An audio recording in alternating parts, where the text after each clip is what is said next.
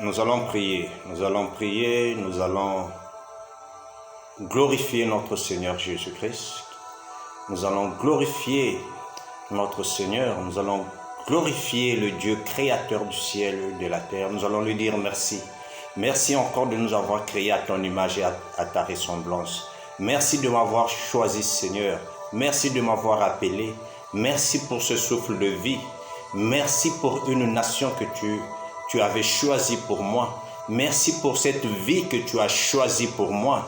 Merci pour la force que tu m'as donnée, Seigneur, de glorifier ton nom chaque jour de ma vie. Merci, Seigneur, pour cette énergie que tu as donnée au-dedans de moi. Merci pour cette sécurité, pour cette paix, Seigneur. Ô Seigneur Jésus-Christ, je te dis merci. Merci Seigneur, toi qui es l'alpha et l'oméga, toi qui es le roi de rois, toi qui es le Seigneur de seigneurs, tu es au-dessus de tous les noms, Seigneur Jésus-Christ. Et moi, je te glorifie et je t'honore chaque jour de ma vie. Toi aussi, mon frère, glorifie, honore ton Dieu. Il est ton créateur, il est l'alpha et l'oméga, il est tout pour toi, Seigneur Jésus-Christ. Je te dis Amen. Notre thème que nous allons parler à l'instant, c'est pourquoi nous souffrons. La source de nos souffrances, pourquoi notre corps physique souffre, pourquoi notre corps physique est l'objet de maladies, pourquoi notre corps physique meurt, pourquoi la souffrance au-dedans de toi, pourquoi la souffrance, pourquoi les persécutions, pourquoi tout ce que nous voyons. Nous allons voir. Alors, dès la création dans Genèse 2, donc au verset 7, la parole de Dieu dit ceci. Je dis Amen. Dieu forma l'homme de la poussière de la terre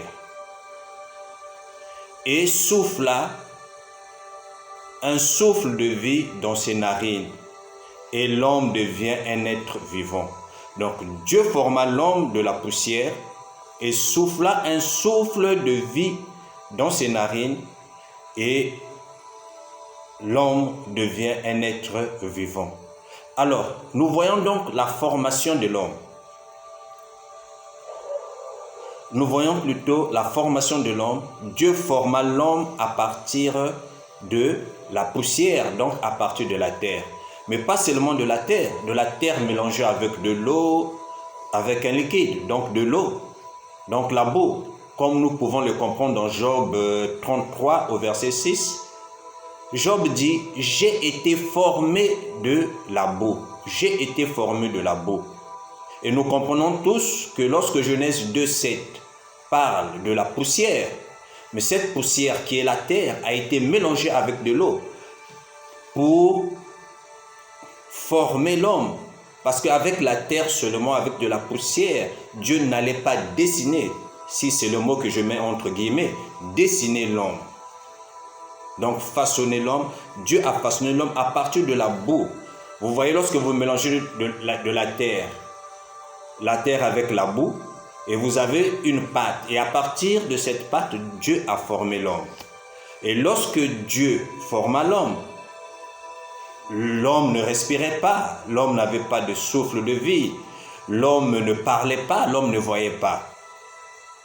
Et ensuite, que fait Dieu? Donc Dieu souffla un souffle de vie dans ses narines. Et en ce moment-là, l'homme devient un être vivant. L'homme commence à bouger, donc Dieu a mis au-dedans de l'homme l'âme et l'esprit. L'âme et l'esprit au-dedans de l'homme, et l'homme devient un être vivant, commence à faire de mouvements, commence à parler.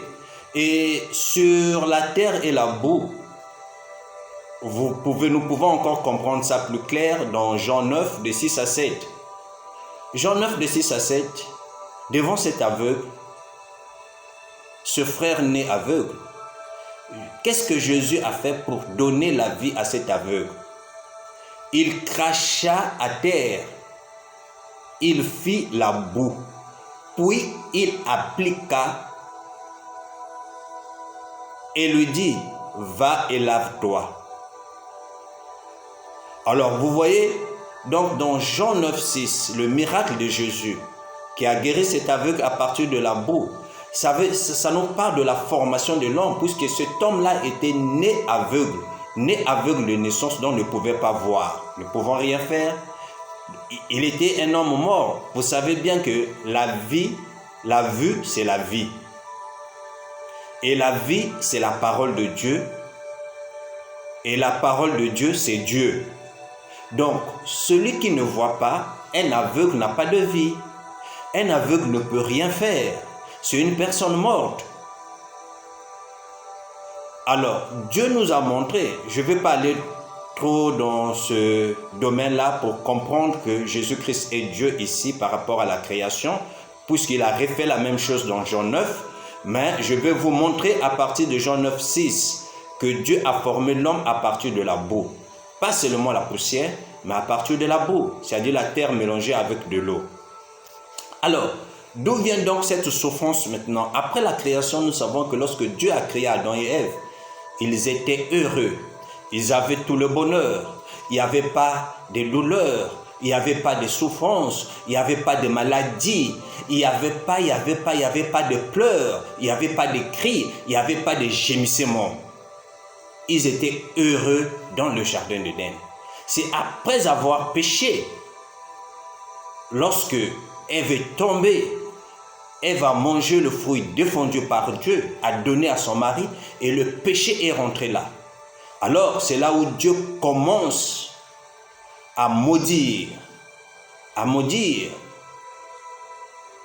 Il a sanctionné Ève, il a sanctionné Adam, et il a sanctionné le serpent.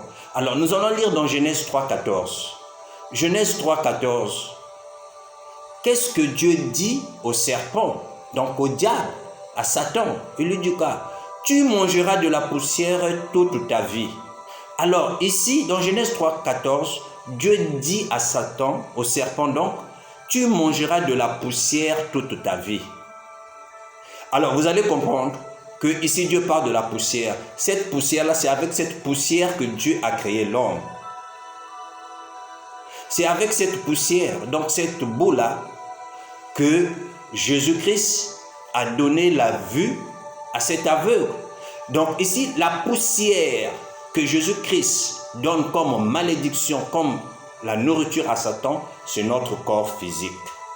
Ça veut dire quoi, mes frères et sœurs? Toute personne qui n'a pas Dieu, son corps est livré à Satan. Toute personne qui n'est pas en communion avec le Christ, son corps est malade. Parce que la nourriture de Satan, c'est ton corps. C'est ça la malédiction que Dieu a donnée à Satan. Tu mangeras. Donc, toi et moi, mes frères et sœurs, nous sommes contraints ou nous sommes obligés d'être dans le Seigneur. Parce que lorsque l'Esprit de Dieu n'est plus au-dedans de nous, nous devenons la nourriture de Satan. Et vous comprenez avec moi que tant que tu vis, tant que tu n'as pas Dieu, ton corps là, c'est la nourriture de Satan. Et toute personne qui ne vit pas avec Dieu, toute personne qui n'est pas dans le Seigneur, son corps souffre. Et je vous dirais, c'est une parenthèse. Tu peux être millionnaire, milliardaire. Tu peux avoir beaucoup d'argent, tu peux avoir tout. Mais ton corps souffre. Nous voyons souvent des millionnaires qui souffrent, qui sont des maladifs, qui ont des maladies incurables. Nous voyons des gens qui sont des nantis, mais qui ne sont pas en bonne santé. Alors, Dieu en maudissant le serpent, en lui donnant la nourriture comme étant notre corps, c'est pourquoi dire que non, Dieu n'est pas mauvais. Mais ça veut dire quoi, mon frère et sœur? Notre corps là, c'est de la terre. Et la parole de Dieu nous dit, ce corps là, c'est de la poussière. Ça va retourner où? Ça va retourner où? Ton corps n'a pas de valeur devant Dieu. Mais ton corps a de la valeur devant Satan. Parce que Satan cherche toujours où manger. Satan n'a pas de nourriture. Or, l'enfant de Dieu, nous devons nourrir notre âme. La nourriture de notre âme, c'est la parole de Dieu. Imaginez-vous passer une semaine sans manger, vous ne serez jamais en bonne santé. Et ton âme passe des jours, des mois, sans écouter la parole de Dieu, sans méditer la parole de Dieu, sans manger la nourriture de Dieu. Mon frère, ma soeur, c'est très grave. Rentre dans la parole de Dieu, médite la parole de Dieu nuit et jour. Nourris ton âme par la parole de Dieu. Pour éviter que ton corps soit la nourriture de Satan.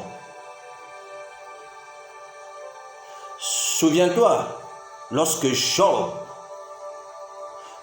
Dieu a donné le corps de Job entre les mains de Satan, Dieu lui a dit, tu ne toucheras pas à son âme, je te donne son corps.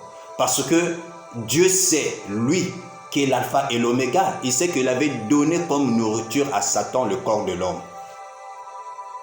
Dans Job 19, Job dit, souviens-toi que tu m'as façonné comme de l'argile. Voudrais-tu me réduire en poussière? Alors mes frères et sœurs, vous allez comprendre que notre corps que nous avons est la nourriture de Satan. C'est pour cela que l'homme doit vivre selon son esprit et selon son âme. L'esprit, c'est ce qui appartient à Dieu. L'âme, c'est le véhicule de notre corps. Lorsque Dieu a soufflé dans les narines de l'homme, c'est là où l'homme a reçu la vie. Donc Dieu a donné l'esprit, a donné l'âme au-dedans de l'homme. Alors, lorsque le péché est rentré, la souffrance est rentrée. Notre corps qui est de la poussière, Dieu a dit à Satan, voici ta nourriture, je te donne comme nourriture le corps de l'homme. Donc tout homme qui vit dans le péché, son corps est pris comme nourriture de Satan.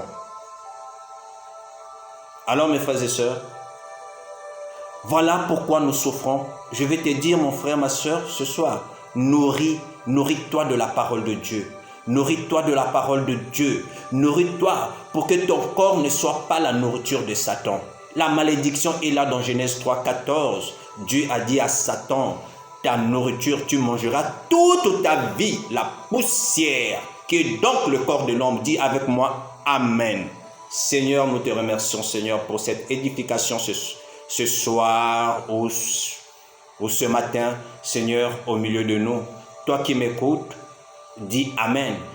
Toi qui m'écoutes, dis Seigneur, j'ai besoin de vivre au-dedans de toi. J'ai besoin de te connaître encore. J'ai besoin de nourrir mon âme afin que mon corps ne soit pas la nourriture de Satan. Que le Seigneur Jésus-Christ vous bénisse. Amen.